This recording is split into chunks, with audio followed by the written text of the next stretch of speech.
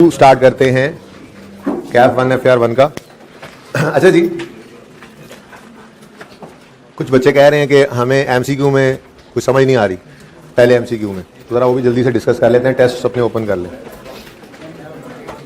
कल वाले सवाल का मज़ा आया?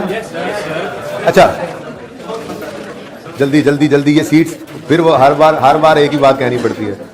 दूसरी रो ऑनवर्ड्स ये साइड खाली रखा करें। हाँ जी, कैसा लगा सवाल? फिर मजा आया है?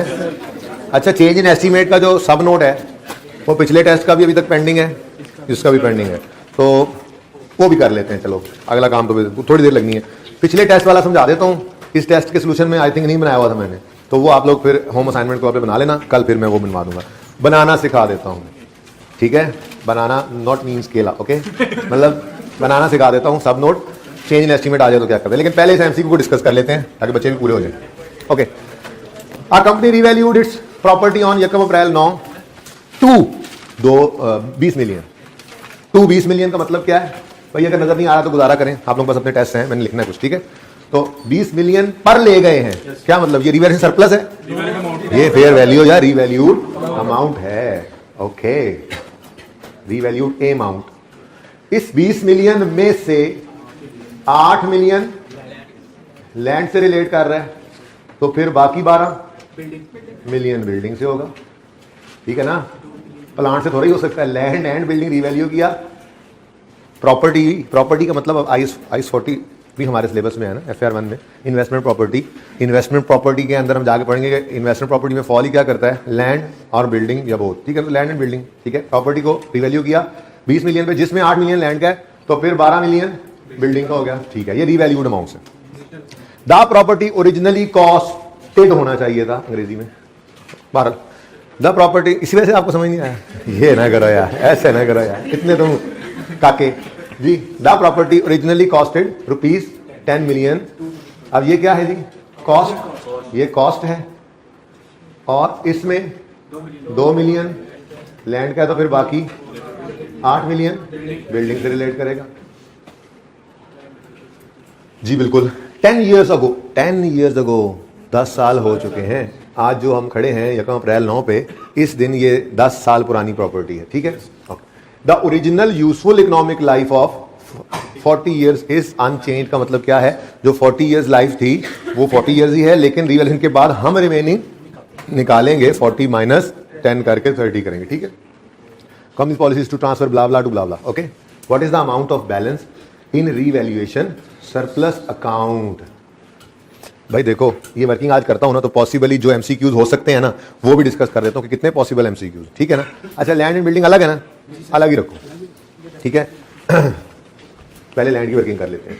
हमने आज 1/4/2009 पर इसको रिवैल्यू किया, ठीक है? तो इस दिन तक लेकर आना है, एग्जैक्ट 10 साल पहले ये हमने खरीदा था, तो कोई नहीं कॉस्ट वॉस्ट लिखने की जरूरत। 1/4/2009 पर बुक वैल्यू लिख लो, ठीक है? और क्योंकि ये लैंड है, ठीक है, तो इसमें डेप्रिसिएट होना नहीं था। 2 मिलियन कॉस्ट थी, 2 मिलियन ही अभी तक पड़ी होगी, चाहे 10 साल गुजरे चाहे 20 साल, डेप्रिसिएट इसमें होना नहीं था। इस दिन एक लाइन खाली छोड़कर आपने रीवैल्यूड अमाउंट लिख लेनी है। और रीवैल्यू अमाउंट कितनी है? 8। 6 का आ गया रीवैल्यूएशन सरप्लस।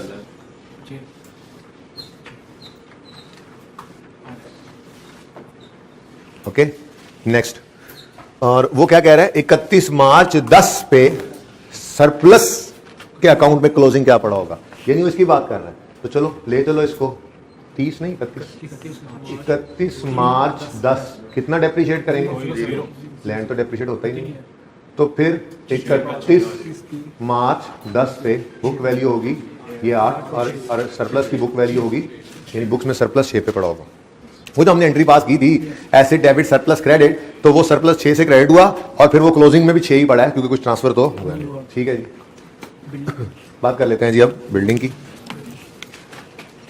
1/4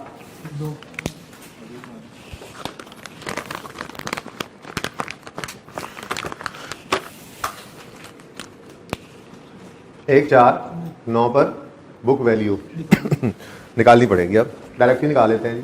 कॉस्ट कितनी है 12 नहीं यार 10 में से 8 लैंड की कॉस्ट थी तो 2 लैंड की कॉस्ट थी तो 8 बिल्डिंग की है ना 12 कैसे कॉस्ट की बात कर रहा हूं ये क्या है कॉस्ट इसमें से माइनस करना है हमने एक्यूमुलेटेड डेप्रिसिएशन को अब 8 डिवाइडेड बाय 40 ये 1 साल की डेप्रिसिएशन आई इनटू उसने खुद ही बता दिया था 10 साल पहले हमने इसको जी अच्छा अब इसका आंसर क्या है 2 8 में से 2 जाएगा तो 6 इज द बुक वैल्यू ठीक है नेक्स्ट इस दिन रिवैल्यू हुआ एसेट एक लाइन खाली छोड़कर रिवैल्यूड अमाउंट लिख दी अब रिवैल्यूड अमाउंट के पास आए तो बिल्डिंग की रिवैल्यूड अमाउंट कितनी है 12 मिलियन 12 6 का आ गया रिवैल्यूएशन सरप्लस ठीक है वो सरप्लस नीचे उधर लिख दिया बस ठीक है ठीक हो गया अब 31 मार्च 10 आया तो ये डेप्रीशिएट होगा डेप्रीशिएबल एसेट है 12/30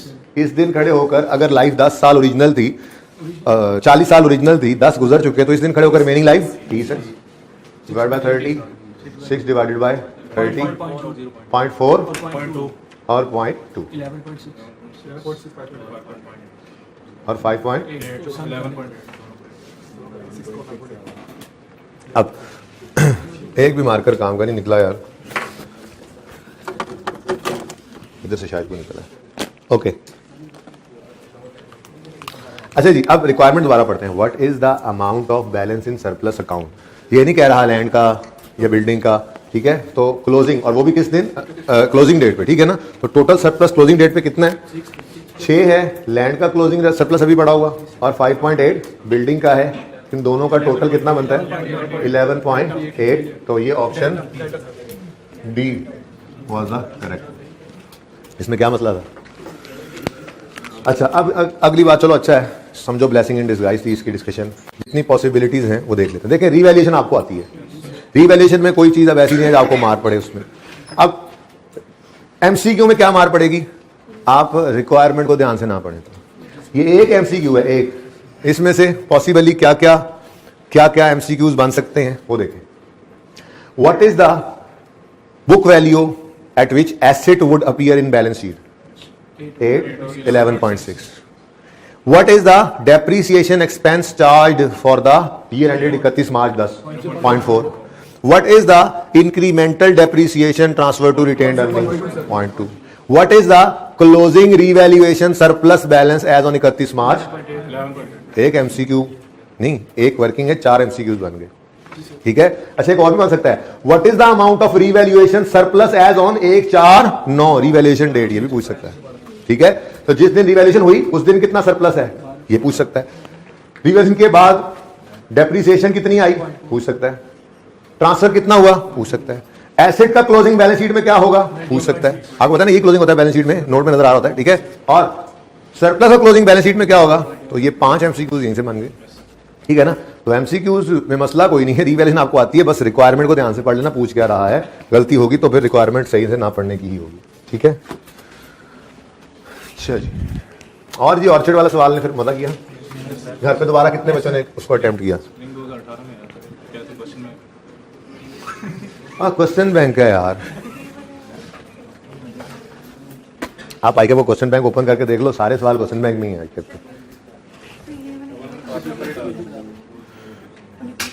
ये क्या है हाँ ये वाली फिगर कहाँ से आई अब मैं वर्किंग हाँ बोलो दिखाओ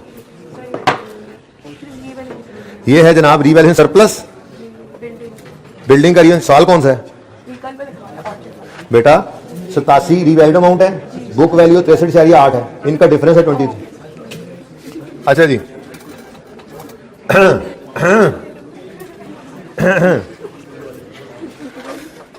पहले ऐसा करते हैं थ्योरेटिकल डिस्कशन तो करनी ही है हमने ठीक है लेकिन जरा जल्दी से ये देख लेते हैं कि अगर एक एसेट रिवैल्यूएशन मॉडल पे हो और रिवैल्यूएशन होने के बाद आगे जाके कहीं इंपेयर हो जाए तो उसका ट्रीटमेंट क्या करते हैं ठीक है सवाल सामने है 5 मिनट का सवाल है ठीक है रिवैल्यूएशन आपको आती है इंपेयरमेंट का आपको पता है और वर्किंग में इसको थोड़ा चेंज करना मैंने वर्किंग का फॉर्मेट वो बना दिया था कल के सवाल में अगर इंपेयरमेंट भी हो तो वर्किंग का फॉर्मेट कैसे कर लिया था ना चलो तो बस फिर तो 1 मिनट का काम चलो 5 मिनट लगा लेते हैं 1 मिनट अच्छा नहीं लगता ट्रीटमेंट ऑफ इंपेयरमेंट, ये अभी थ्योरी रहती है थोड़ी सी, बस वो पढ़ते हैं इसके बाद जी। Prepare accounting entries for the year 31 December 15, requirement पढ़ोगे तो पता लगेगा ना। Okay, treatment of impairment loss when asset is carried at revaluation model. Question है, cost of asset 500, date of purchase यकम जनवरी 10, रीवैल्यूड अमाउंट 800 और यकम जनवरी 15 पे ये डेट है। मतलब यकम जनवरी 10 से यकम जनवरी 15 तक डायरेक्ट जंप करके आना, जैसे FR 1 में इंट्रो बगैर पढ़े बगैर बच्चे आए, आप तो नहीं, दूसरी क्लास, ठीक है। तो ये जंप करना है, वर्किंग करते हैं ना 5 साल की, ठीक है। उसके बाद फिर रिकवरेबल अमाउंट उस साल के एंड की है, यूजफुल लाइफ है 8 साल, ठीक है। तो वर्किंग कर लेते हैं जी। डेट, डिस्क्रिप्शन, एसेट, एसेट ही है, revaluation, surplus, profit and loss. भाई मार्कर कोई भी काम का नहीं था आज, इत्तेफाक से। अच्छा जी, किस दिन खरीदा हमने? 1/1/10, कॉस्ट है इनकी 500। अब देखो, पहले ये लिखना भी मेरे ख्याल में वक्त का ज़्यादा था, ठीक है ना। पहला चेंज कब जाके आ रहा है? यकम जनवरी 15 पे। तो ले आओ यकम जनवरी, इधर देखो, ये देखना अभी, सब इधर देखें, यकम जनवरी 15 पर बुक वैल्यू ले लो। वो बुक वैल्यू कैसे आएगी? कॉस्ट माइनस एक्यूमुलेटेड डेप्रिसिएशन, ठीक है ना। तो हम 3 स्टेप्स भी अब अवॉइड कर रहे हैं, बड़े हो गए अब, क्या होगा, ठीक है। तो 500 कॉस्ट माइनस 500 बटा 8, यूजफुल लाइफ कितनी थी? यूजफुल लाइफ 8 साल थी, ठीक है। अब ये हमने खरीदा था यकम जनवरी 10 पे। भाई यहां से लगा दें फ्रेम ना, यहां से लगा दें ताकि ये भी सामने रहे और ज्यादा नहीं हिलना पड़े जी। तो यकम जनवरी 10 को खरीदा था, यकम जनवरी 11, 12, 13, 14, 15, ये मुट्ठी बांधा है ऐसे, लेकिन हो गया ऐसे मार्कर पकड़ा, ठीक है ना। 5 साल हो गए। यकम जनवरी 15 ना यार, तुम 31 दिसंबर कर लो। यकम जनवरी 10 को खरीदा, 31 दिसंबर 10 तक 1 साल, 31 दिसंबर 11 तक 2, 12 तक 3, 13 तक 4 और 14 तक। अब 31 दिसंबर 14 लिख लो यहाँ पे अगर तकलीफ हो रही है तो, ठीक है, नो इशू, दोनों ही सही है, कुछ नहीं हो सकता था जी। तो कितने साल गुजर गए? 5 साल गुजर गए। बुक वैल्यू इज 187.5, ठीक है। अब इस दिन रिवैल्यूएशन हुई, एक लाइन खाली छोड़ दी और रीवैल्यूड अमाउंट लिख लिया आपने।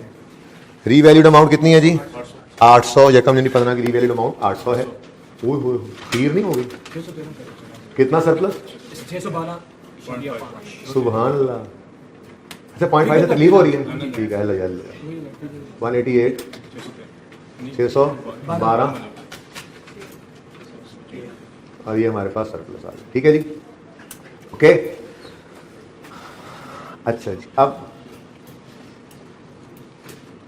31 दिसंबर 15 पे सवाल में रिकवरेबल अमाउंट दे रहा है। मतलब सवाल में सिर्फ रिकवरेबल अमाउंट आ जाए ना तो मतलब समझ जाया करो इंपेयरमेंट टेस्ट लगा लेना चाहिए, ठीक है। इंपेयरमेंट टेस्ट से हम गुजार लेंगे अपने एसेट को, ठीक है। तो 31 दिसंबर 15 में पहले लेके तो आओ बेचारे को, फिर ही इंपेयरमेंट टेस्ट से गुजारेंगे ना। पहले दिन जो सवाल किया था, क्या किया था? पहले 31 दिसंबर पे लाए थे, फिर 31 दिसंबर की बुक वैल्यू को रिकवरेबल अमाउंट से कंपेयर किया था ना, तो पहले लेके तो आओ। 31 दिसंबर 15 डेप्रिसिएशन होनी है 800 की और रिमेनिंग लाइफ है 3 इयर्स। 3 इयर्स ही है ना। देखो यहां तक कितने साल गुजर चुके थे? 5। 8 टोटल लाइफ थी, 5 गुजर गए तो रिमेनिंग 3।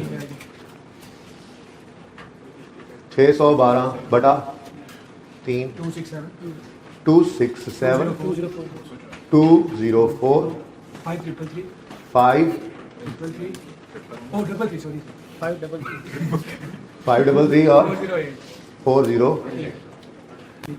ठीक है जी। अच्छा अब जनाब हमने इंपेयरमेंट को भी इसी फॉर्मेट में ढाल लिया था कल, ठीक है ना। मैंने कहा था एक लाइन खाली छोड़ो और इंपेयरमेंट टेस्ट लगाओ, ठीक है। इधर देखो, इधर ना छोटा सा ऐसे लिख लो, रिकवरेबल अमाउंट, ठीक है, छोटा सा ऐसे।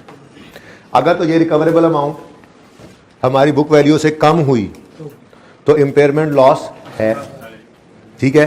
तो फिर हम इधर इंपेयरमेंट लॉस को रिकॉर्ड करेंगे और बुक वैल्यू रिवाइज वाली लिख देंगे। चलो पहले ये तो कर लें, पहले जी। रिकवरेबल अमाउंट 31 दिसंबर 15 में कितनी है जी? 450। अब हमारा एसेट किताबों में नजर आ रहा है 533 का, लेकिन उसकी औकात कितनी है 450, तो इसको राइट डाउन करना है। लॉस कितना आ गया 83 का, हमें आ गया रीवैल्यूएशन लॉस, इम्पेयरमेंट लॉस। ठीक है जी, ओके। तो फिर ये हमारी रिवाइज्ड बुक वैल्यू बन, ठीक है। रिवाइज्ड बुक वैल्यू कब बनेगी, ये नॉर्मल सी बात है। बुक वैल्यू रिवाइज्ड कब होगी, जब रिकवरेबल अमाउंट यहां पे आएगी। रिकवरेबल अमाउंट अगर देखो, अगर रिकवरेबल अमाउंट होती 600 तो यहां पे 533 ही रहता ना, तो ये तो यहां ना आता फिर, ठीक है ना। तो मतलब जिस दिन इस वर्किंग में यहां रिकवरेबल अमाउंट पढ़नी है तो फिर उसी दिन वो रिवाइज रेजर्व, इसे मैंने कहा था कि यहां पे छोटा सा लिख लिया करो रिकवरेबल अपने समझने के लिए, ठीक है, क्लियर। अब ट्रीटमेंट क्या करें, इंपेयरमेंट लॉस आ गया, ट्रीटमेंट क्या करें। स्टैंडर्ड लिखता है कि इसका सेम ट्रीटमेंट होगा जैसे एक रीवैल्यूड एसेट पे रीवैल्यूएशन लॉस आता था। कहानी खत्म। रीवैल्यूएशन लॉस आता था तो वो क्या करता था, पहले देखता था कि कोई सरप्लस तो नहीं पड़ा, अगर सरप्लस पड़ा होता तो उसको खा जाता था, अगर फिर भी बच जाता था तो प्रॉफिट एंड लॉस में बाकी का लॉस चला जाता था। ऐसा हो सकता था कि मिसाल के तौर पे यहां पे रिकवरेबल अमाउंट होती 1000, सॉरी रिकवरेबल होती 10 रुपए मिसाल के तौर पे, कितना आ जाता है यहाँ पे, थोड़ी देर चेंज करूंगा, 523 का लॉस आता, 408 ये खा जाता, 105 का लॉस। बिल्कुल सेम ट्रीटमेंट, कहने का मतलब ये बिल्कुल सेम ट्रीटमेंट है। बहरहाल अपने सवाल पे वापस। अच्छा हाँ जी, रिकवरेबल अमाउंट क्या है 450, वो 533 से कम है। रीवैल्यू मैंने कहा था इंपेयरमेंट की वजह से एसेट नीचे तो आ सकता है, ऊपर नहीं जा सकता। अब एसेट को नीचे लाना है तो यहाँ पे लिख लो 450, ये हमारी रिवाइज बुक वैल्यू बन गई है। 83 का आ गया इंपेयरमेंट लॉस, इसने सरप्लस को खाया लेकिन इतना कम था कि कुछ बचा ही नहीं, 325 का सरप्लस ही आ रहा है अभी। तो अगर लॉस आए और इतना ना हो कि सरप्लस सारा खा सके तो ठीक है, बाकी सरप्लस ही बचा रहता है, आगे कुछ भी नहीं जाता, ठीक है ना। तो सही है, 0 लिखना नहीं परिचय में, डन। अब 31 दिसंबर 15 पे दोबारा डेप्रिशिएट करना है, नहीं करना, लेकिन ना एक काम मैं कर रहा हूं जो सवाल की रिक्वायरमेंट से बाहर है, वो आपकी प्रैक्टिस के लिए, वो है 31 दिसंबर 16 की डेप्रिसिएशन। अब जो एसेट इंपेयर हो गया है तो मैंने फॉर्मूला लिखा था, क्या करोगे, ये रिवाइज्ड बुक वैल्यू को रिमेनिंग लाइफ पे, तो इस दिन अब रिमेनिंग लाइफ निकलेगी मार्जिन के साथ और वो होगी 2 साल, ठीक है। और ऐसे ही 325 को 2 पे डिवाइड करोगे तो आ जाएगा 225 और 163, ठीक है, 225 और 162, हाँ राउंडिंग का डिफरेंस, ठीक है ना। लेकिन भाई ये ब्लू जो है ये हमारी रिक्वायरमेंट नहीं थी, मैंने जरा रिवाइज करवाया कि अगर एसेट इंपेयर हो जाए तो ऑनवर्ड्स डेप्रिसिएशन कैसे होती है, हमने किया था वैसे, ठीक है। और दूसरी बात, रिक्वायरमेंट में जनरल एंट्रीज हैं 31 दिसंबर 15 की, तो इधर देखो 31 दिसंबर 14 तक की डेप्रिसिएशन को आपने नहीं छेड़ना, जो depreciation expense debit accumulate deduction credit हुआ। हाँ, जैकब जनवरी 15 से पहले दिन से ही क्या हो रहा है, रिवैल्यूएशन हो रही है, तो रिवैल्यूएशन की पहली एंट्री से शुरू हो जाएंगे, ट्रांसफर करेंगे अक्यूमुलेटेड डेप्रिसिएशन को, जो कि अभी आपको मुझे पता नजर नहीं आ रही, ठीक है ना।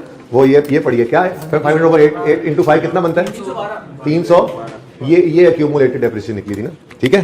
चलो अब ये देखो पहली entry accumulated depreciation debit asset credit 312 से 13 वटेवर 13 तो 13 लिखवाना यार, पहले 12 क्यों लिखवाया था बेटा, मैंने कहा 500/8 करो कैलकुलेटर पे इंटू 5 करो, 312.5 का मतलब 313 होता है ना, राउंडिंग का कोई डिफरेंस नहीं है कोई एक। यार इस पे लड़ते हो आप लोग यार, 10 रुपए तो मेरी तरफ से रख लेना, मैं तुम्हें दे दूंगा, ठीक है ना। जिसको 1 रुपए का मसला है ना तुम उसे दे दिया करना, उधर भी लगा देना जी। अच्छा सुनिए, अब पहली entry accumulation debit asset credit 313, दूसरी entry asset debit revalue surplus credit 612, तीसरी entry depreciation debit accumulation credit 267, चौथी entry revalue surplus debit retained earning credit 204, तीसरी एंट्री सॉरी पांचवी एंट्री इंपेयरमेंट लॉस नहीं डेबिट। कहां इंपेयरमेंट लॉस प्रॉफिट लॉस में गया, जा ही नहीं सका, उसने क्या किया, रीवैल्यूएशन सरप्लस को कम किया, तो revaluation surplus debit asset credit, या अक्यूमुलेटेड इंपेयरमेंट लॉस आप देखना चाहो तो वो क्रेडिट, ठीक है। और सही है, बात समझे हो, एसेट कम हुआ लेकिन इंपेयरमेंट लॉस कहां गया, प्रॉफिट लॉस तो कुछ गया ही, उसने सरप्लस को डेबिट किया, ठीक है। और बस कहानी खत्म।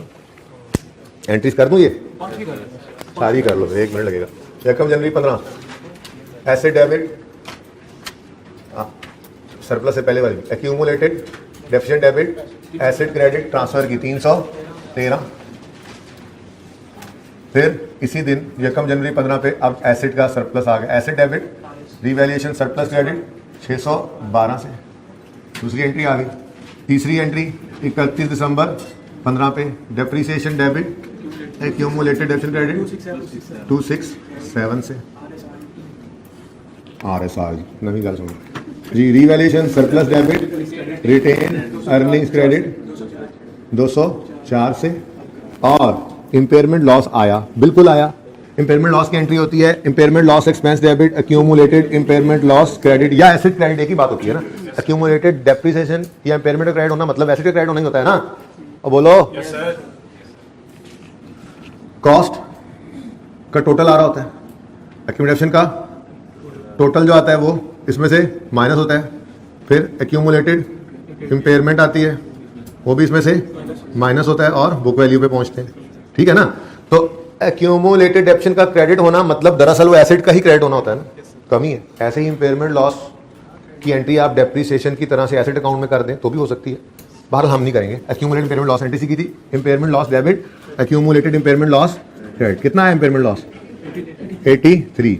लेकिन जैसे ही इसको प्रॉफिट लॉस में फेंकने लगे, इस एसेट का रिवैल्यूएशन सरप्लस पड़ा था, उसने कहा मैं कुर्बानी देने के लिए तैयार हूं, रिवैल्यूएशन सरप्लस डेबिट।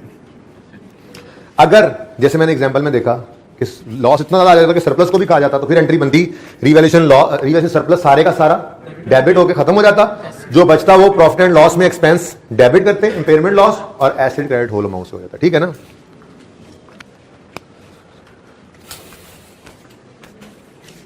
ये बात समझ गए हो, यानी कि कोई मसला नहीं था, सेम ट्रीटमेंट है जो ट्रीटमेंट हमने रिवैल्यूएशन के वक्त अगर लॉस आए और पहले सरप्लस पड़ा हो। अच्छा पहले सरप्लस ना पड़ा होता तो सारा लॉस प्रॉफिट एंड लॉस में, पहले लॉस पड़ा होता लॉस उसको बढ़ा देता, ठीक है ना। तो सारी पॉसिबिलिटीज बिल्कुल वैसी हैं, ट्रीटमेंट जो सेम है, ठीक है।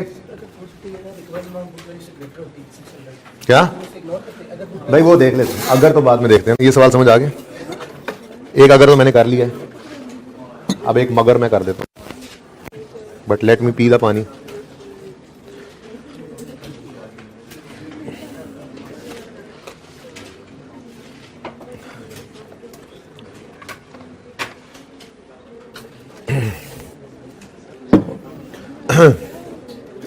अच्छा जी, ये देखें, ये नोट कर लिया है सबने, वर्किंग तो नोटेड है ना।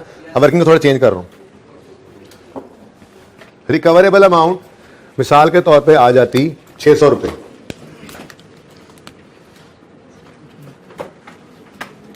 ये सिचुएशन पे हम खड़े थे, ठीक है। और रिकवरेबल अमाउंट कितनी आ गई, ये देखना। जब हम यहाँ पे 600 लिखने लगे तो नजर आ रहा है क्या, एसेट को बढ़ाना पड़ेगा, यानी impairment gain, there is no concept of impairment gain.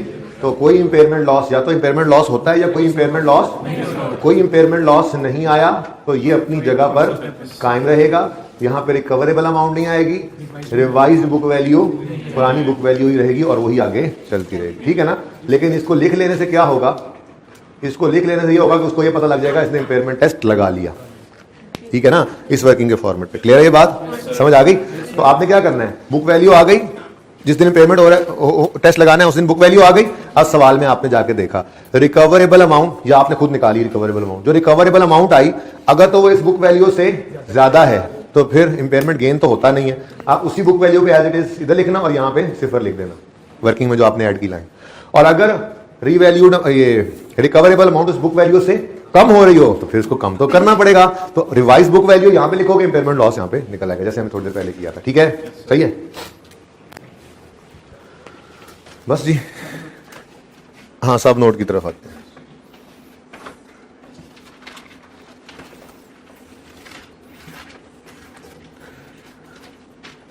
अच्छा जी, अब चेंज इन एस्टीमेट का सब नोट बनाना भूल गए थे हम पहले पेपर में, पहले टेस्ट में, ठीक है ना।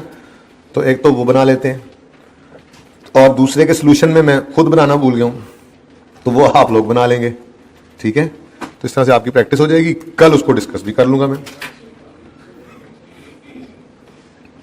चेंज इन एस्टीमेट का जो नोट है वो बहुत आसान नोट है।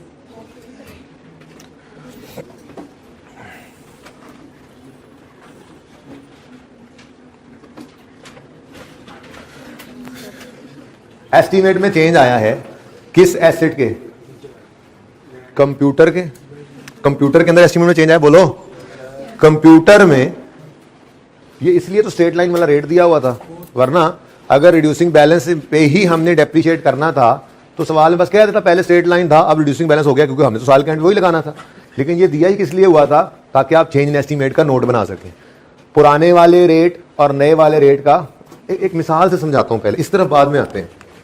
तो पिछली क्लास में चेंज इन एस्टीमेट पढ़ा ना, इंट्रो प्लस R1 वालों ने, उधर से मिसाल देने में आ गई। चलो, एक एसेट है, उसकी लाइफ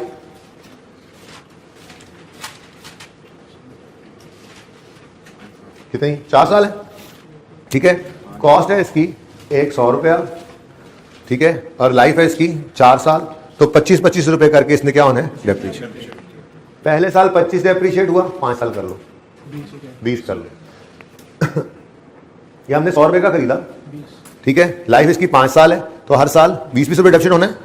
20 डेप्रीशिएट हुआ, 80 पड़ा था, फिर 20 डेप्रीशिएट हुआ, अब क्या कितना पड़ा हुआ है? 60। अब इस दिन ये 60 पे पड़ा है, और हम कहते हैं कि ये ईयर 1 था, इसकी जिंदगी का ईयर 2, ईयर 3, ईयर 4 और ईयर 5। अब यहां पे ये 60 पड़ा है।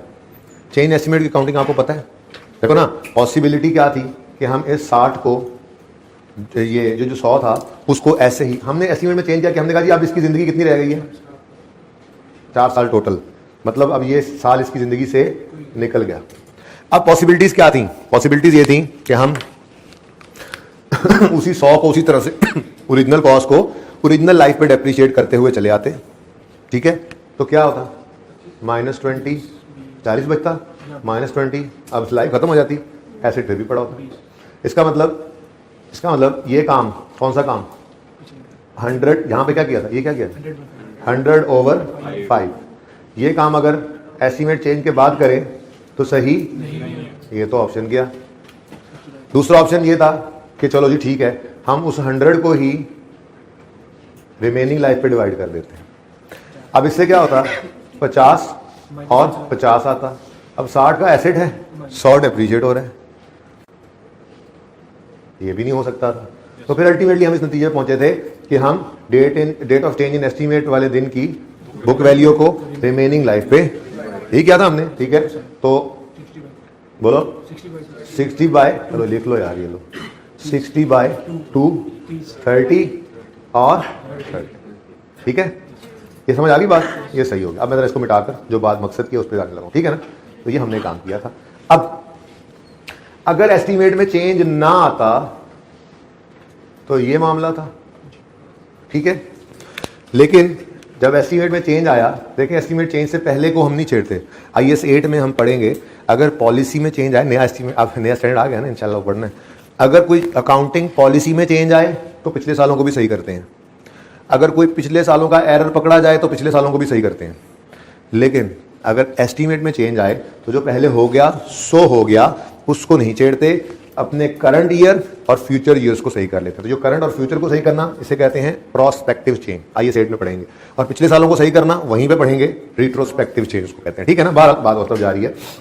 अब अगर एस्टीमेट में चेंज ना आता तो यहां पर आप कहां खड़े? ये आप खड़े हैं, ये देख रहे हैं आप, ये आप है, ये इस तीर के ऊपर। अच्छा जी अगर एस्टीमेट में चेंज ना आता तो अगले 3 साल में कितनी डेप्रिसिएशन होती? 60 रुपए की। अब एस्टीमेट में चेंज आ गया, ये जिंदगी से साल निकल गया, आपने 60 बटा, ये जो 60 पड़ा था इसको बटा 2 किया तो डेप्रिसिएशन क्या आ गई? 30 और 30। तो भाई देखो अल्टीमेटली एसेट तो 60 से ही डेप्रिशिएट हो रहा है।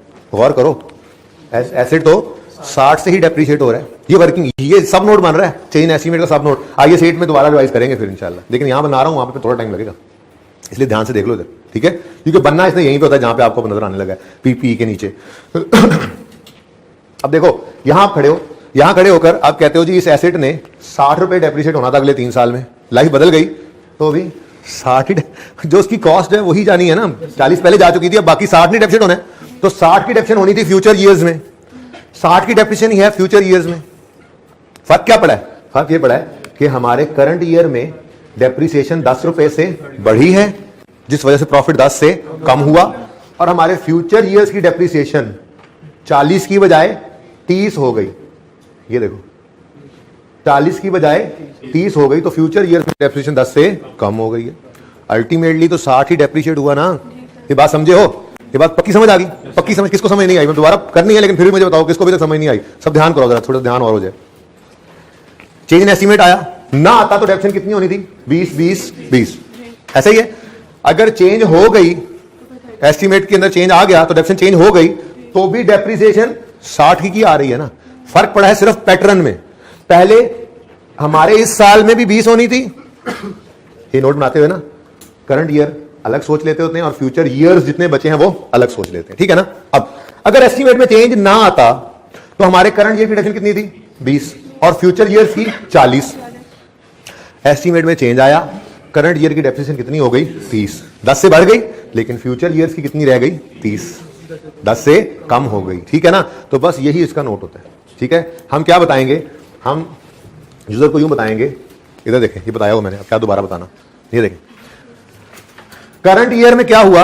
ओहो, ये तो दूसरा सवाल है, इधर इस सवाल का बनाते हैं जी। इधर वर्किंग करिए, छोटी सी वर्किंग किया करेंगे, ठीक है। वर्किंग क्या होगी? बोलो भाई बोलो। करंट ईयर में बोलो बोलो बोलो। डेप्रिसिएशन डिक्रीज, यूं कर, हाँ इंक्रीज है, ठीक है।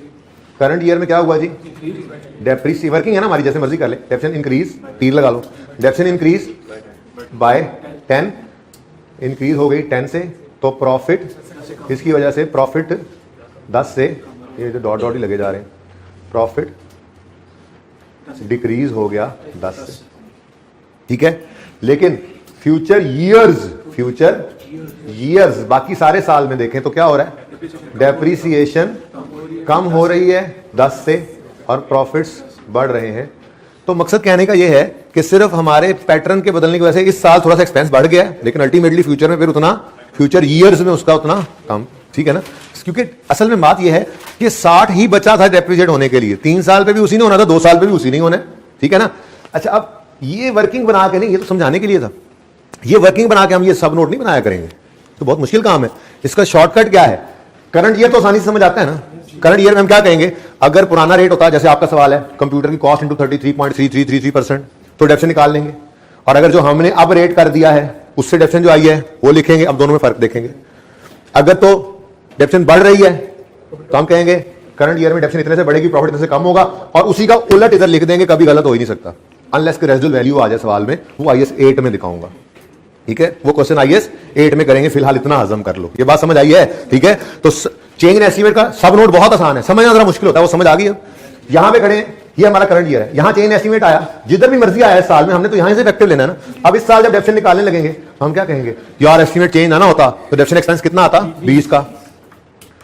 एस्टीमेट चेंज की वजह से ये बढ़ गया है, अब इस साल में बढ़ा है, तो गौर करो अगले 2 साल जो फ्यूचर ईयर्स कितने भी हो सकते हैं, उनमें 40 होना था, वो भी तो 30 हो गया। तो एग्जैक्ट अमाउंट, क्योंकि 60 ही है, वो पानी का जग एक ही है, उसमें से 60 पड़ा है, 100 था ना, 100 ही निकलना है ना। 100 का एसिड है, 150 थोड़ी डेप्रिसिएट हो सकता है, नहीं, ठीक है। तो हम क्या कहेंगे?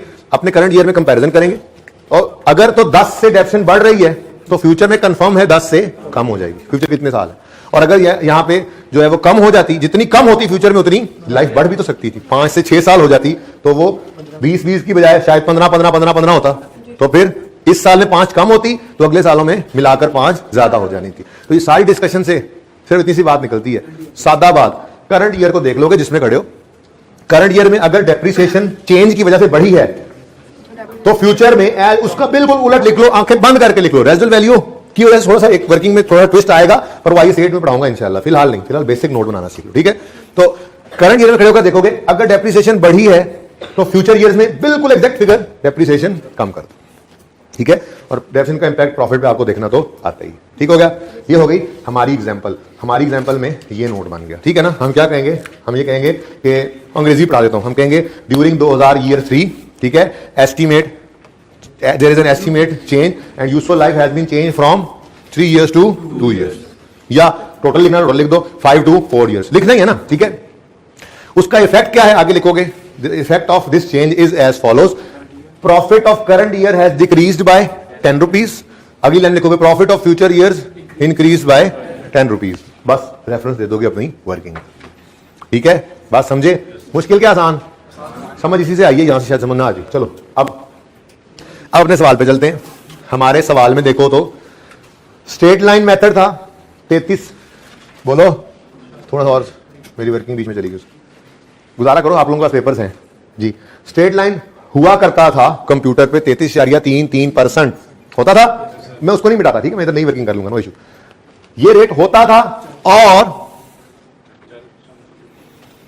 सारा सवाल सामने है। अच्छा, ये स्ट्रेट लाइन होता था किस पे? कंप्यूटर किधर है? ये, ठीक है। अब वो कह रहा है पॉइंट 4 में, यकम जनवरी इस साल के ड्यूरिंग 15 यकम जनवरी it was decided to change method of providing depreciation on computer from existing method to 40% reducing balance.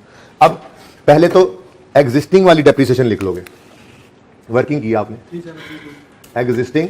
अब एग्जिस्टिंग डेप्रिसिएशन कहां से निकलेगी? तो यार वो आपने कर रखी है वर्किंग, वो वर्किंग आपके सवाल में होगी, मैंने इसीलिए कहा कि वो पहले बता दो। अपना वो सॉल्यूशन ओपन करो, जब मैंने टेस्ट 1 डिस्कस किया था, मैंने सवाल क्लास में कराया था, ओपन करो, शाबाश शाबाश, सारों के पास होगा।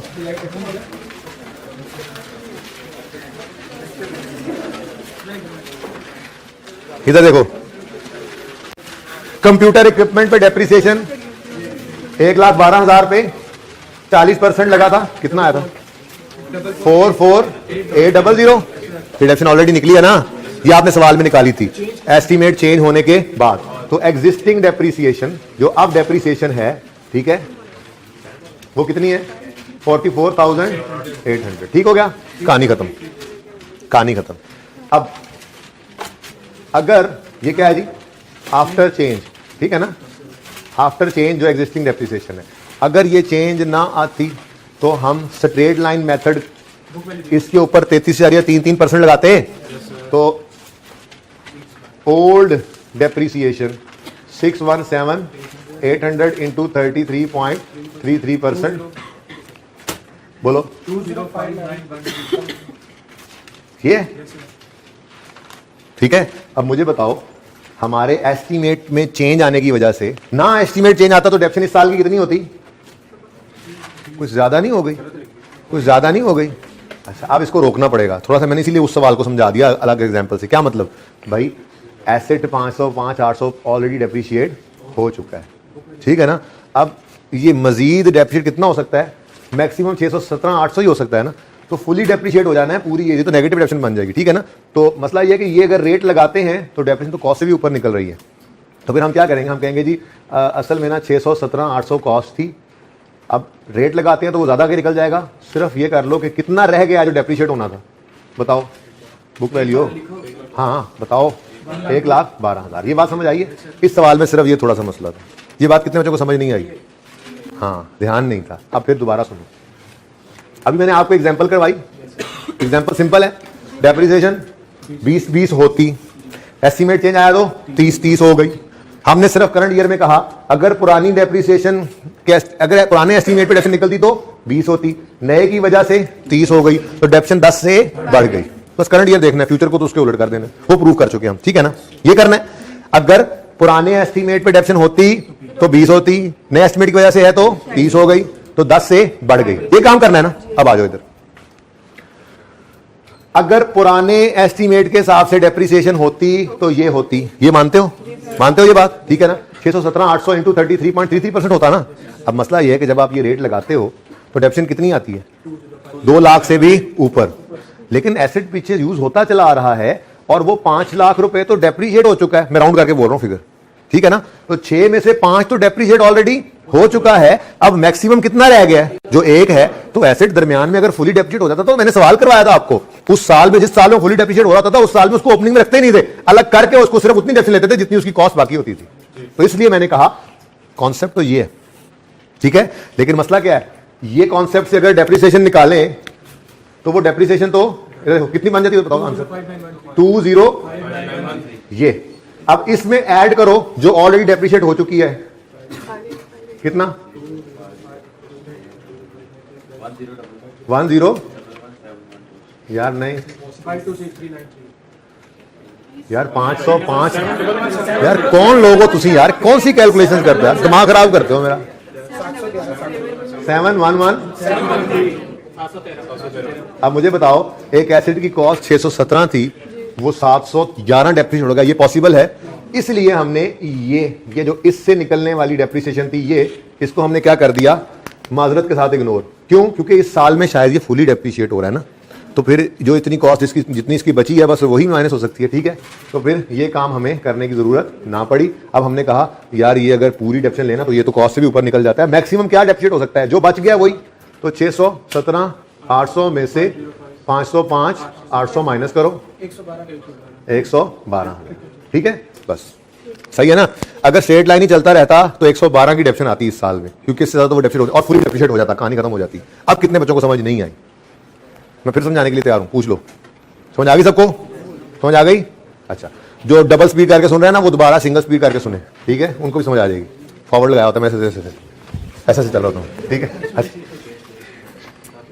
अच्छा चलो, ये मुश्किल था ना, अभी क्लास 2 वाला भी बना देते हैं, ठीक है ना। अब जब शुरू होगी बात तो हो गई। अच्छा, अब अगर एस्टीमेट में चेंज ना आता तो कितनी डेप्रिसिएशन आती? 112। एस्टीमेट में चेंज आया, डेप्रिसिएशन कितनी हो गई बोलो?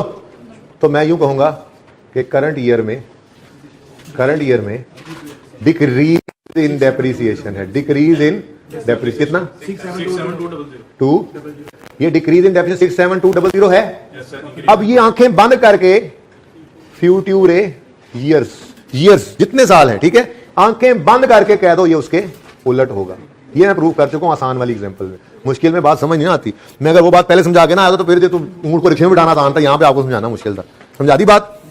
इसके नंबर मैंने इस टेस्ट में नहीं रखे थे, ठीक है, अगले में नोट बनाए नहीं। क्यों? क्योंकि मैंने सब नोट उसके नंबर नहीं रखे हुए। क्यों? क्योंकि मैंने आपके साथ ये डिस्कस नहीं किया था, ठीक है ना। अब से ऑनवर्ड्स कभी चेंज एस्टीमेट होगा और उसका सब नोट बनाना है और नंबर भी उसके होंगे, ठीक है। अच्छा, बहरहाल इंक्रीज इन डेप्रिसिएशन कितनी आ गई जी? 67,200, ठीक है, तो सही है ना, ये बात समझे हो? ये एज इट इज लिख देना है उसके उलट। क्यों? ये प्रूव कर चुका हूं मैं इसमें। जो मर्जी कर लो, आप लाइफ बदल के देख लो। यहां पे क्या लग रहा था, चलो चेंज करते हैं। चलो 5 साल जिंदगी थी, ठीक है, बदल के इधर भाई, इधर आ जाना यार, अब उधर देखी जा रहे हैं, क्या सदमा हो गया तुझे, इधर आ। एस्टीमेट में चेंज नहीं, जब पुराना एस्टीमेट है तो 20-20 की डेप्रिसिएशन थी। एस्टीमेट में क्या कहा हमने, लाइफ 1 साल कम हो गई है, तो हमने कहा जी ये 30-30 डेप्रिशिएट होगा। इसको बदलते हैं जरा। एस्टीमेट में चेंज क्या आया जी, लाइफ 1 साल बढ़ गई, लाइफ 1 साल गले पड़ गई, ब्लू को मिटाने वाली बात जी। लाइफ 1 साल बढ़ के 6 साल पे चलेगी टोटल।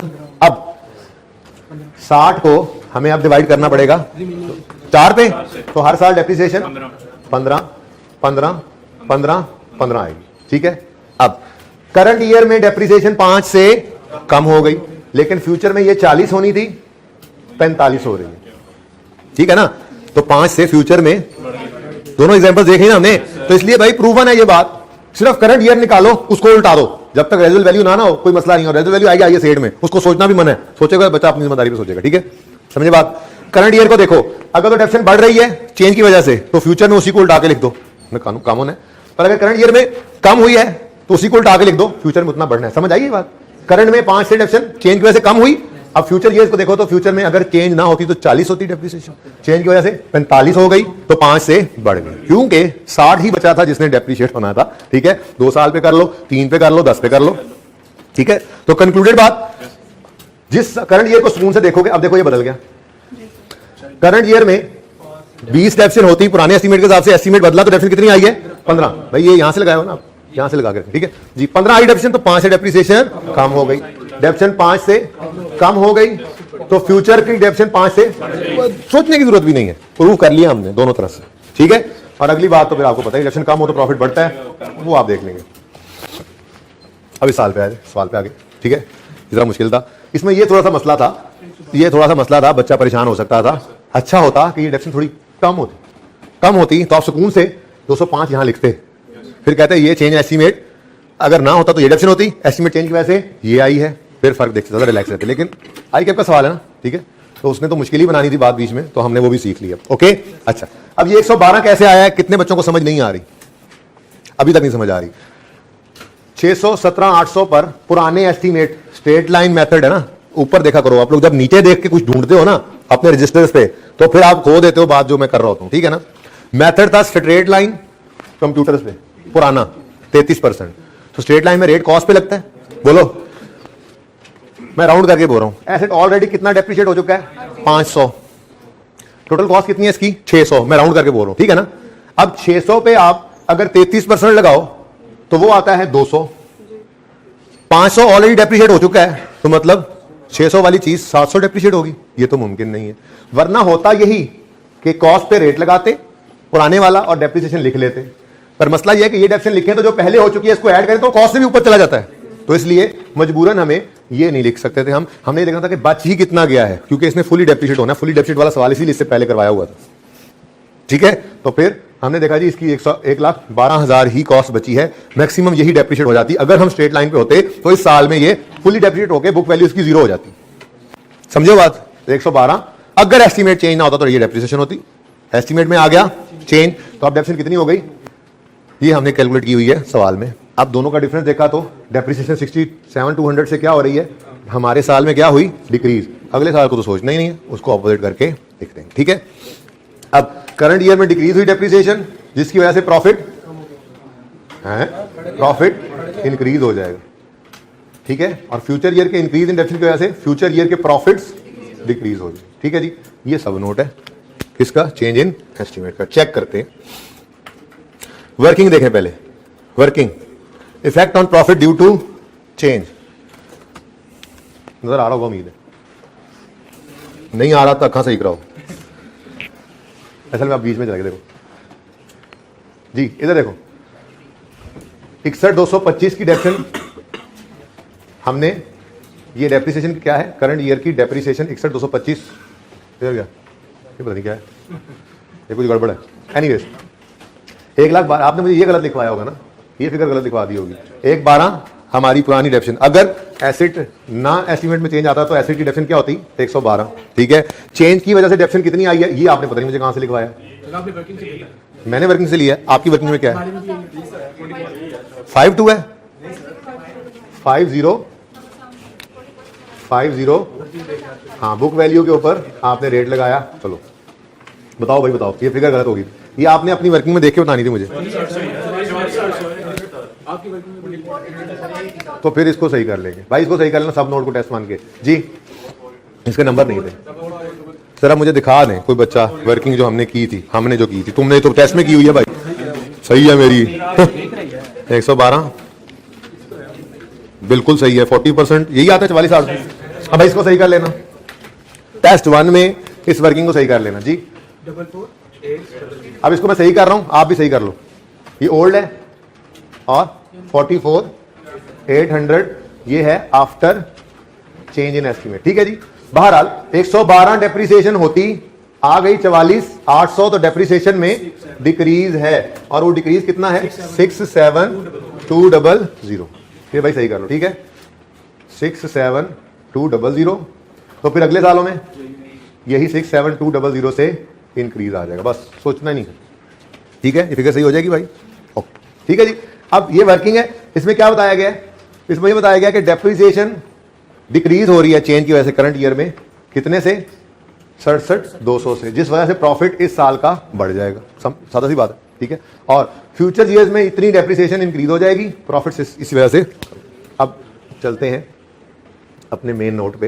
ये तो वर्किंग थी, मेन नोट में इसको कैसे दिखाएंगे? बहुत सिंपल, अंग्रेजी लिख लेंगे। During the year method of depreciation on computer is change from straight line to reducing balance. The effect of change in estimate is as follows. Increase in current year profits 67,200, decrease in future year profits 67,200, ठीक है जी। Clear है और सही है? ये figure सही कर लेना, समझ आ गई? ये बहुत ही मुश्किल सब नोट था, आसान वाला बना लेते हैं। पिक्चर लेनी है,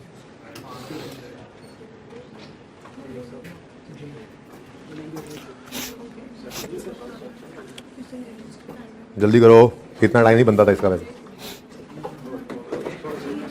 मैंने तो आज सोचा था बोरिंग कॉस्ट शुरू करेंगे। IAS 23 करना था, IAS 36 थोड़ा सा पढ़ के फिर एंड पे।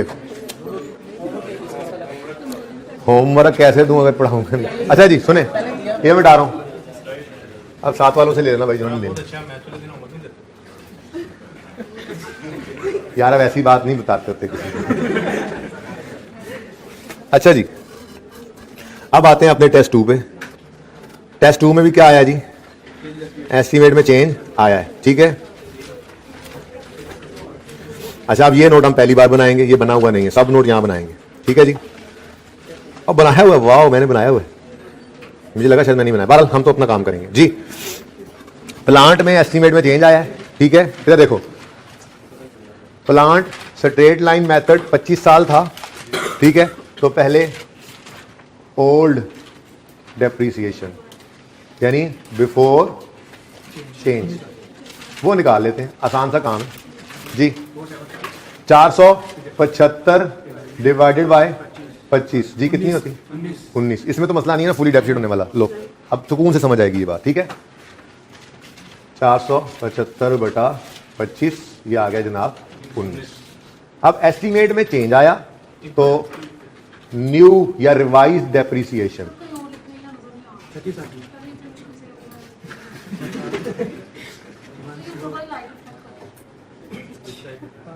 इधर लिखूं तो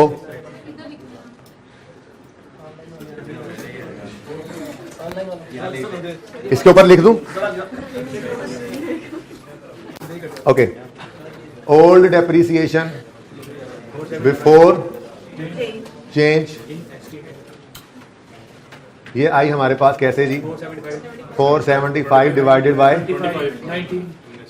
90, ठीक है। अब ड्यूरिंग 17 OL हैज, अगर ना चेंज इन एस्टीमेट आता तो हर साल यही चलता ना, रिवैल्यूएशन इस पे है नहीं, इंपेयरमेंट ईयर एंड पे है, इसलिए ये 17 तक ये मामला रहना था, ठीक है ना। लेकिन कहता है नहीं, 17 में तो चेंज हो गया और चेंज इफेक्टिव फ्रॉम डे 1 लेते हैं।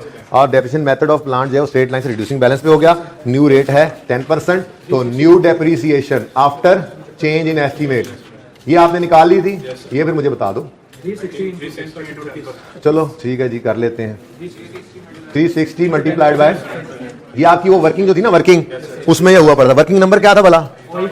वर्किंग 5 थी, 5 थी, ये लो, ठीक है जी। वर्किंग 5 पे आपने वो इंपेयरमेंट से पहले जो काम किया था जी, कितना आया?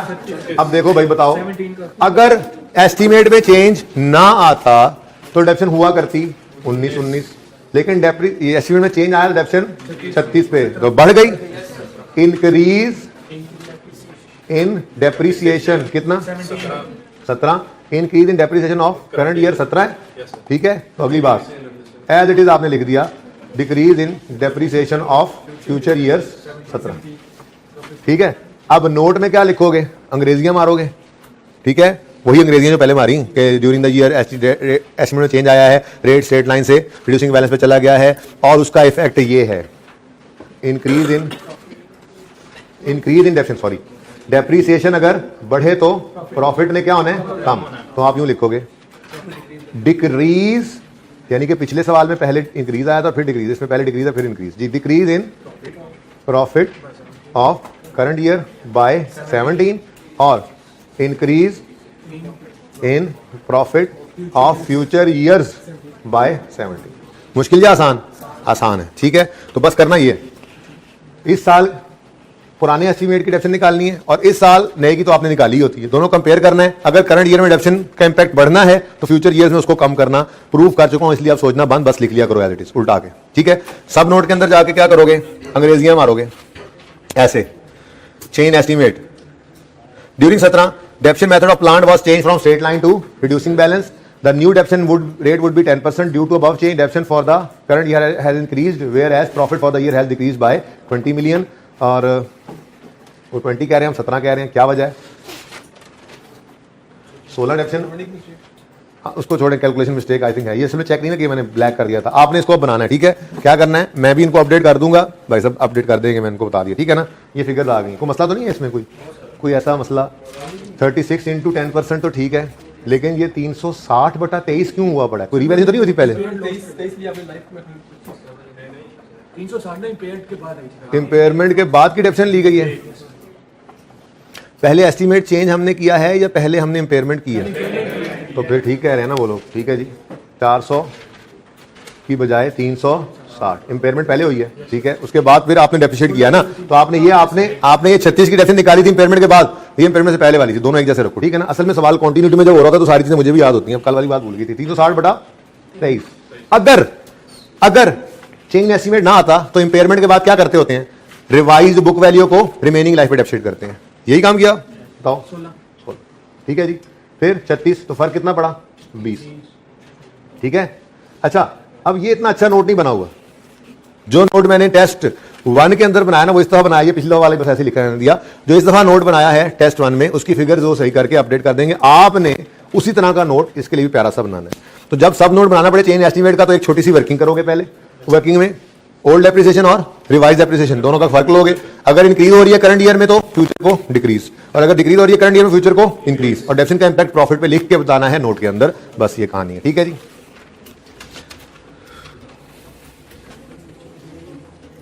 अच्छा जी, एक तो होमवर्क ये है आपके सामने साइंटिफिक फार्मा, ठीक है। इस सवाल को कर लीजिएगा, आसान सवाल है। उसके बाद जरा थ्योरी को जल्दी से देख लेते हैं।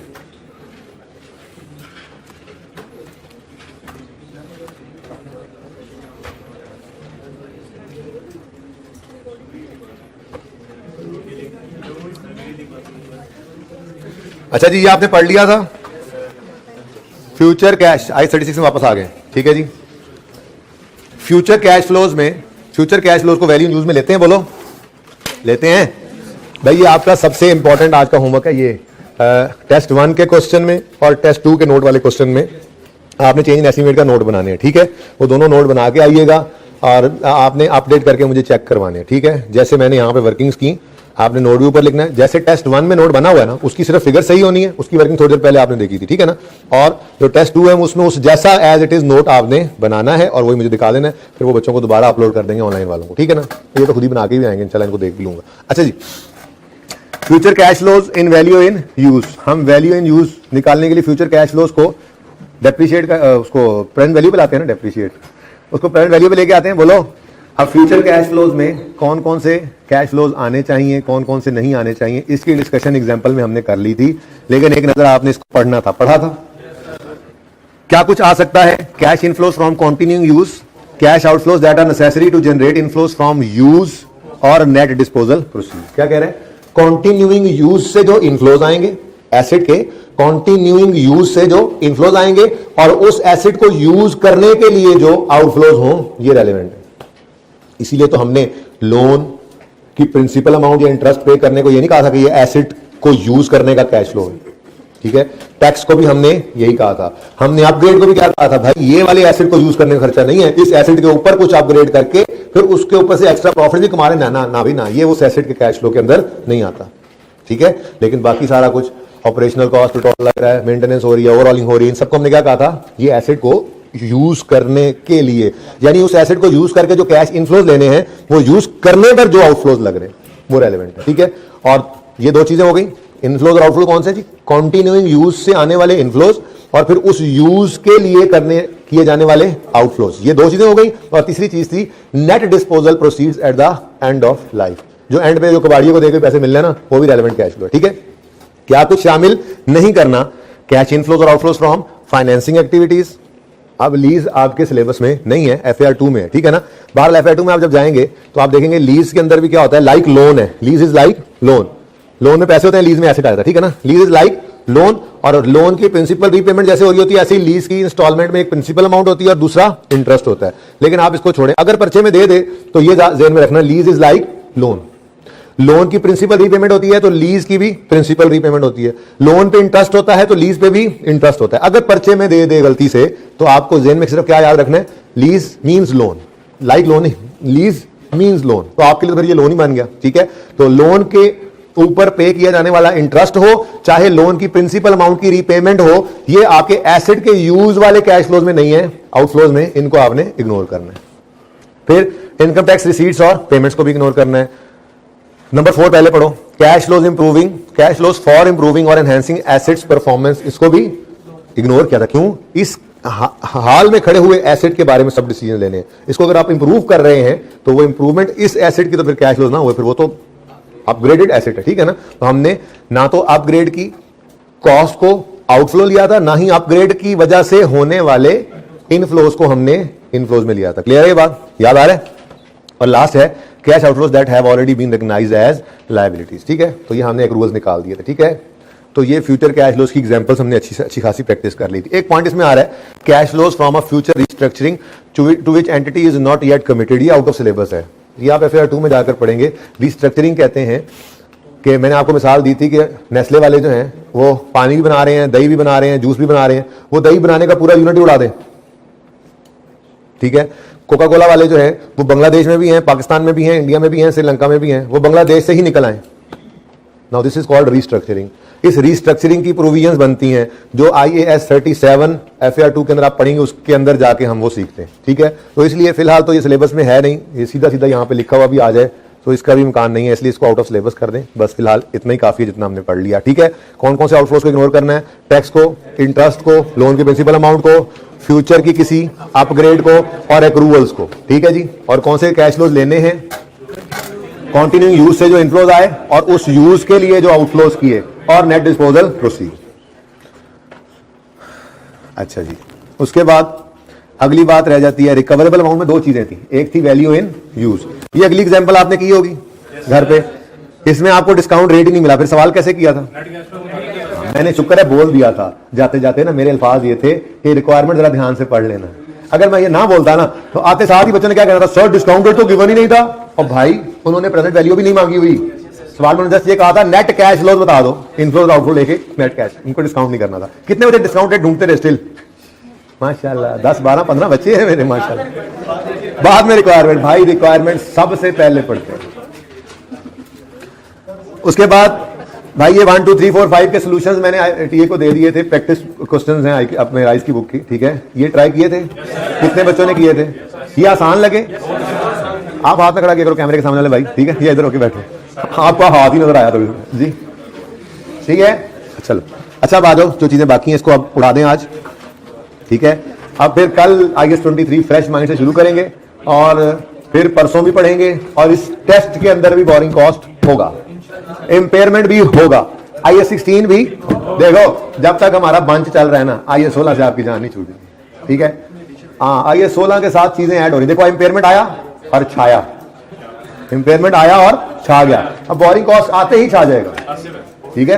तो अब जो है वो नेक्स्ट क्लास में नए कपड़े छपड़े पहन के आने हैं आपने, ठीक है, कैशर होके आने, ओके, ईद वाले कपड़े, बोरिंग कॉस्ट शुरू करेंगे। अच्छा सुने, उसके जरूरी है इसको खत्म करना।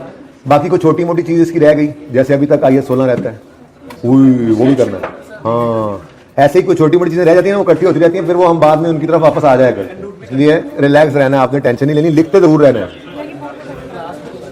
बुक का काम तकरीबन कंप्लीट है, मैंने आज बैठ जाना है इसके ऊपर, और शायद 12 1 2 जितने बच जाए फाइनल करके जाऊंगा, फिर इंशाल्लाह विद इन नेक्स्ट वीक आपको मिल जाएगी। लेकिन देखें आप बहुत ज्यादा देखें, मेरी बात सुने, आप लोगों को बुक से क्या टेंशन है? आप लोगों को जो चीजें चाहिए ये बुक के अंदर से उठाए, आपको मिल रहे हैं ना, ठीक है।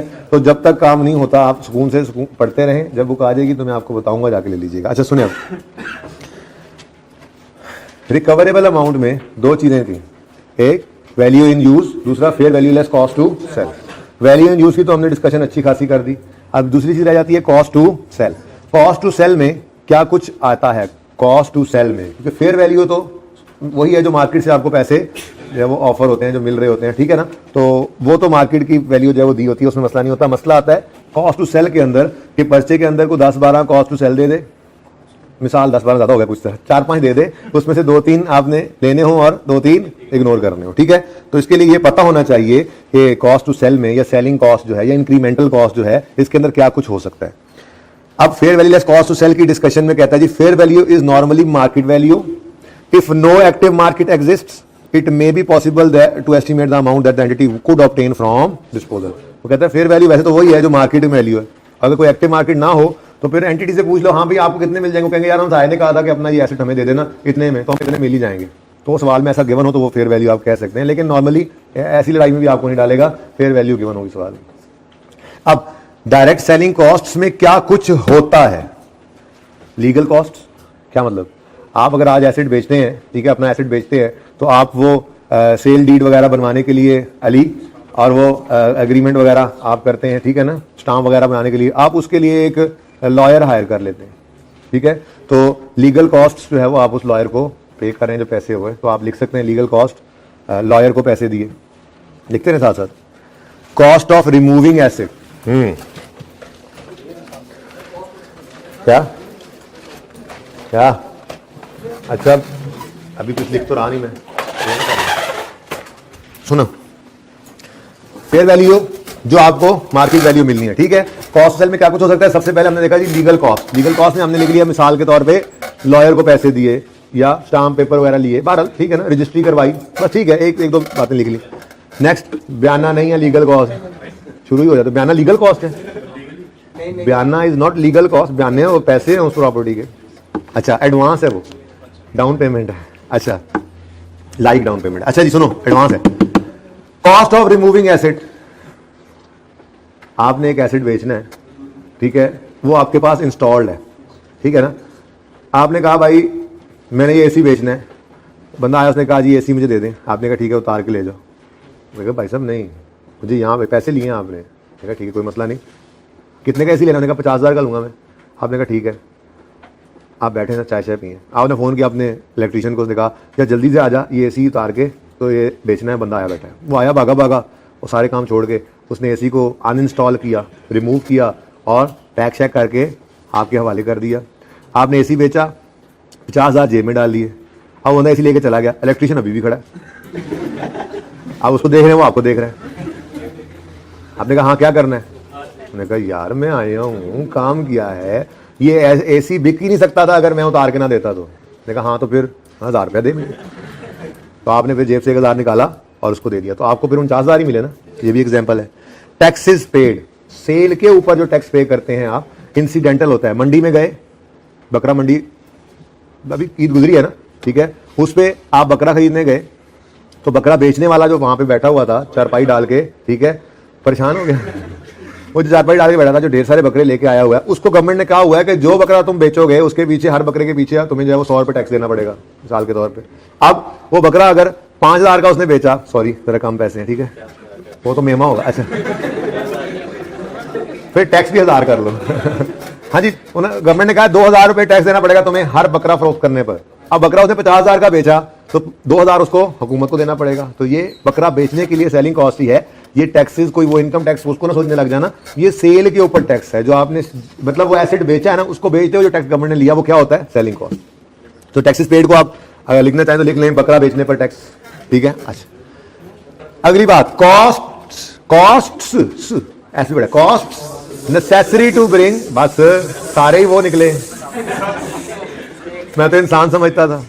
अली तुम तो खड़े हो जाओ ना, खड़े हो जाओ, मुझे याद आ गया तुमने 432 नंबर नोट दिखाना है, 42 था, ओके वट एवर। अच्छा सुनो,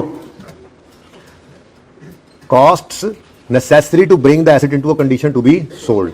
no doubt cost of removing भी इसकी एग्जांपल थी, लेकिन इससे भी अच्छी एग्जांपल मैं देता हूं। ये जो अली है, ठीक है, इसके घर में इसका कमरा ऊपर छत वाला उन्होंने रखा हुआ, दूर रहे हमसे जरा, ठीक है। वहां पे इसके कमरे में एक रूम कूलर लगा हुआ है पिछले 5 साल से, ठीक है। और जाहिर है जब अली को उन्होंने इतने दूर रखा हुआ तो उसके कूलर को तो अब अली ने सोचा कि यार बहुत हो गया, गर्मी शर्मी अब ज्यादा पड़ती है या मुझे ज्यादा लगती है, जो भी मसला है, तो मैं एसी का आदी हो गया। तो घर वालों कहा कि जब मुझे एक एसी लगवा के दें, हमने कहा ठीक है। ये कूलर अपना इसने बेचना था, तो अब ये कूलर जिस हालत में खड़ा है उसमें बेचा नहीं जा सकता। एक तो वो दूसरी तीसरी मंजिल पे ऊपर लटका हुआ है, अब ये मजदूर बुलाएगा, उस कूलर को रिमूव करवाएगा, वो तो पहले एसिडी कॉस्ट में हमने ऐड कर दिया, ठीक है। फिर ये एक मजदूर को कहेगा यार तुम रुक जाओ, बाकी दूसरे को कहेगा तुम जाओ। जो रुक जाएगा उसे कहेगा यार ये पकड़ो पैसे, एक माल लेके आओ, पेंट लेके आओ। अब वो लेके आएगा चीजें, वो उस कूलर को रगड़ शुगड़ के साफ सुथरा करके पेंट शेंट करके तैयार करेगा, तैयार करके ये इसको अपने ड्राइंग रूम में साइड पे रख देगा और OLX पे तस्वीर खींच के लगा देगा। अब जो बंदा भी आएगा वो बाहर ड्राइंग रूम में इसको एसी दिखाएगा, सॉरी कूलर दिखाएगा, चला के भी दिखाएगा, ठीक है, चला के हेल्ड फॉर डिस्पोजल को कहते हैं, ठीक है ना, चला के चेक कराएगा, पसंद आएगा तो वो ले जाएगा। अब एसेट को काबिले बेच हालत में लाने का खर्चा है, तो ये क्या है, ये सेलिंग कॉस्ट है, कॉस्ट ऑफ सेल है, डिस्पोजल कॉस्ट है, बात समझ रहे हो ना। तो उसने कह दिया अब पर्चे में इसके अलावा कोई आ जाए तो उसको ना लेना, ठीक है। तो उसने क्या कहा जी, वेरिएंट जूस की कहानी पूरी हो गई।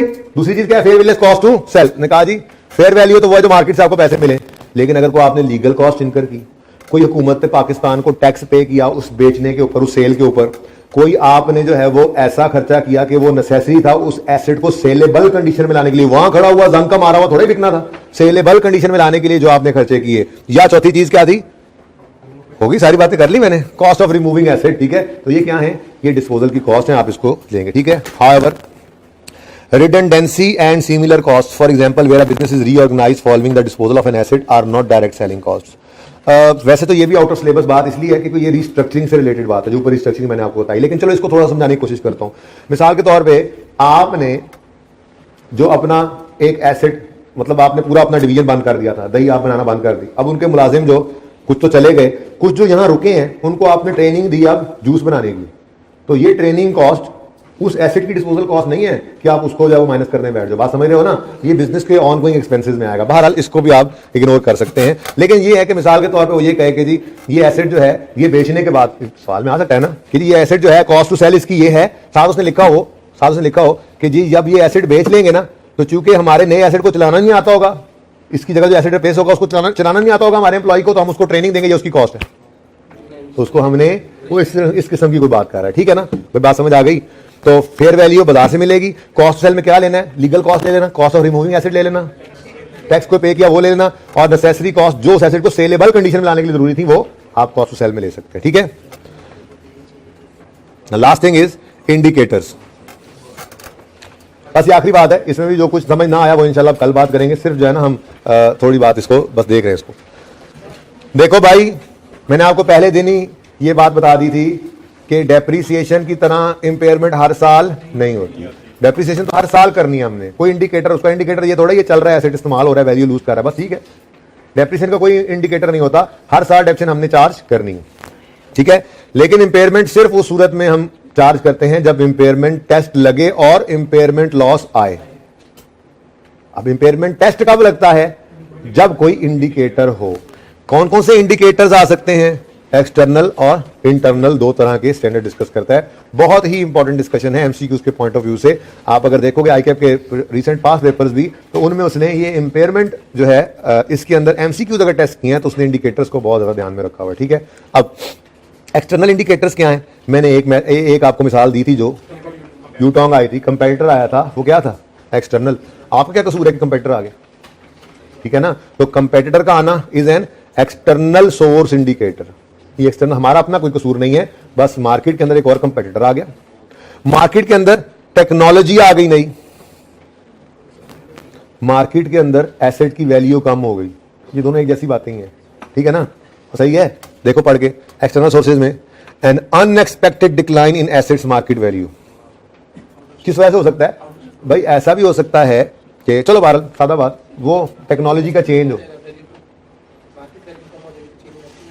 भाई वैल्यू को हमारी एस्टिमेटेड थी ही नहीं फिगर, वैल्यू तो हमारी वो थी जो हमने उसकी कॉस्ट पे करके खरीदा था, वो हमारे पास उतने पड़ा था। अब हम ये समझ रहे थे कि ये इतने का बिकेगा, लेकिन क्या हुआ, अच्छा टेक्नोलॉजी चेंज जो है ना, उसको समझने के लिए उसमें क्या लिखा हो पढ़ लो पहले। वैसे एक और मिसाल ज़हन में आ रही है, अगर वहां पे वो बात ना लिखी हुई तो फिर वहां ये मिसाल मैं यहाँ पे दे दूंगा। Significant change in technology, markets, economic factors और laws and regulation that have an adverse effect on the company. अब ये दोनों ना इंटरचेंजेबली यूज होने हैं, लेकिन मैं यूं कहता हूं आपको कि आप सेकंड पॉइंट में चेंज इन टेक्नोलॉजी या मार्केट्स रख लें, देन मार्केट डायनामिक्स बदल गई, टेक्नोलॉजी बदल गई। अब ये क्या है, ये मार्केट डायनामिक्स से टेक्नोलॉजी के बदल, हमारे एसेट की टेक्नोलॉजी ओल्ड हो गई, दिस इज एन इंडिकेटर, ठीक है। तो हो सकता है अब हमारे एसेट से बनने वाली चीजें उस तरह से ना बिक सकें, ठीक है, तो इंपेयरमेंट टेस्ट लगा लो। ऊपर वाला point, decline in assets market value, वो टेक्नोलॉजी की वजह से भी आ सकती है, लेकिन इसकी मिसाल मैं यूं बना लेता हूं कि आप जो प्रोडक्ट बना रहे थे, गवर्नमेंट ने वो प्रोडक्ट बैन कर दी, अब आपका जो एसेट है वो आप शॉपर बना रहे थे, शॉपर, गवर्नमेंट ने क्या कर दिया, बैन कर दिया अगर शॉपर्स पे, ठीक है, शॉपिंग बैग्स, तो फिर अब आपको तो अपने एसेट की फिक्र पड़ गई ना, जो प्लांट आपने शॉपर बनाने के लिए मंगवाया था, ठीक है, तो आप क्या करोगे, आप कहोगे जी ये तो एसेट की वैल्यू भी कम होगी, क्योंकि आप ये बेचने जाओगे बाजार में तो कोई भी ये प्लांट खरीदने पर तैयार नहीं होगा, क्योंकि वो कहेंगे यार ये लेके हमने बनाना क्या है, शॉपर तो बनते नहीं है, अब गवर्नमेंट ने मना कर दिया, ठीक है ना। तो इस तरह की बात है कि अनएक्सपेक्टेड डिक्लाइन तो किसी भी वजह से आ सकता है, और नीचे वाली बात भी उसी को ही सेकंड कर रही है, क्या मतलब, कोई सिग्निफिकेंट चेंज आ जाए टेक्नोलॉजी में, मार्केट में, लॉज एंड रेगुलेशन, ये लॉज एंड रेगुलेशन की एग्जांपल थी वैसे, ठीक है ना, लॉ बदल गया, हुकूमत ने कहा जी बस शॉपर बंद, ठीक है, तो ऐसा कोई मसला हो जो एडवर्स इफेक्ट डाले कंपनी पे, तो ये भी क्या है, ये भी क्या है, एक्सटर्नल फैक्टर है, इंडिकेटर है, भाई अगर ऐसा कोई मसला हो गया है, आपके एसेट की वैल्यू में अनएक्सपेक्टेड डिक्लाइन आ गया है, या टेक्नोलॉजी बदल गई है, लॉ बदल गया है, जिस वजह से आपकी कंपनी पे एडवर्स इफेक्ट पड़ रहा है, तो अपने एसेट्स को इंपेयरमेंट टेस्ट से गुजारो, ठीक है। और last thing is increase in interest rate, इस पे स्टार लगा लो, ये थोड़ी एग्जांपल के साथ समझाना, कल समझाऊंगा, ठीक है। ओके, इंटरनल सोर्सेज, अब हमारे कसूर की वजह से भी एसेट, क्या मतलब, आपके पास एक ट्रक है, लोडर, फोर्क लिफ्टर जिसको कहते हैं, फोर्क लिफ्टर, आपकी फैक्ट्री में वो काम करता है, ठीक है। अब आपका जो वो ड्राइवर है उसने तेजी से उसको यूं घुमाया और दीवार में मार दिया, अब क्या हुआ, अब क्या हुआ, दीवार तो गिर गई, एसेट एक्सीडेंट का शिकार हुआ। अब हो सकता है ये एक्सीडेंट इतना बुरा हुआ हो आपके एसेट का कि उसके से आने वाले कैश फ्लोज या उसकी लाइफ वगैरह में कोई गड़बड़ हो गई हो, ठीक है। तो ये एक्सीडेंट जो है ये बिल्कुल एक इंडिकेटर है ऑफ इंपेयरमेंट, लेकिन ये किसी ने आगे नहीं आपको टक्कर मारी, आपका अपना कसूर था, ठीक है। तो evidence that asset is damage और no longer of use to the entity, ठीक है जी। और थर्ड पहले पढ़ो, there is a reduction in assets expected remaining useful life. सोचा था 5 साल चलाएंगे, साल बाद लग रहा है कि नहीं ये अगले 2 साल ही मजीद चल सकता है। अब खुद सोचो ना, एसेट ने कैश फ्लो कमा के देने थे अगले सालों में, तो वैल्यू इन यूज, ठीक है ना। अब अगर वो कमाने वाले साल कम हो गए तो वैल्यू इन यूज कम होगी, वैल्यू यूज कम होगी तो हो सकता है रिकवरेबल अमाउंट कम हो, रिकवरेबल अमाउंट कम हो तो हो सकता है इंपेयरमेंट लॉस आ जाए। तो ये हो सकता तो सब कुछ होता ही है, हो सकता है कोई चेक करने के लिए टेस्ट लगाना है। तो अगर कभी एसेट की एक्सीडेंट हो जाए, डैमेज हो जाए, या उसकी यूजफुल लाइफ में कमी आ जाए, या कंपनी दही बनाने का बंद करने का फैसला कर ले। दूसरा पॉइंट ये, there are plans to discontinue और restructure the operations for which asset is currently use. Nestle वाले दही बना रहे थे, बेहतरीन काम चल रहा था, नेस्ले वालों ने दही बनाना बंद कर देनी है, तो जो प्लांट दही वाला था ना, हो सकता है वो उन्होंने जिस अमाउंट पे रखा हुआ है वो दही बनाकर ही वो रिकवर करता सही तरह से, मार्केट में कोई दही बनाने वाला उस समय शायद खरीदे ही ना। तो डिसकंटिन्यू करने का अगर आपने जो है वो इरादा कर लिया अपने बिजनेस में, तो जो एसेट उस बिजनेस के हिस्से का है ना, सेगमेंट का है, उसको इंपेयरमेंट टेस्ट से गुजार लो, ठीक है। तो सादा बात, एक्सटर्नल क्या है, टेक्नोलॉजी बदल जाए, एसेट की वैल्यू में डिक्लाइन आ जाए अनएक्सपेक्टेडली, या कोई लॉ बदल जाए जिस वजह से बिजनेस में एडवर्स इफेक्ट हो, ठीक है, एक रह गया, उसको बाद में करते हैं। और इंटरनल क्या है, एसेट डैमेज हो जाए अपने कसूर की वजह से, या हम सोच रहे हैं कि हम ये बिजनेस बंद कर रहे हैं, या एसेट की लाइफ में कमी आ जाए। तो ये सब क्या है, इंडिकेटर्स, ठीक है जी। जी हाँ जी, चेंज एस्टीमेट ही है, तो चेंज एस्टीमेट है तो फिर इंपेयरमेंट टेस्ट से भी गुजार लो ना। हाँ जी, ओके जी, आज के लिए इतना ही, जिंदगी में तो कल मिलेंगे, अल्लाह।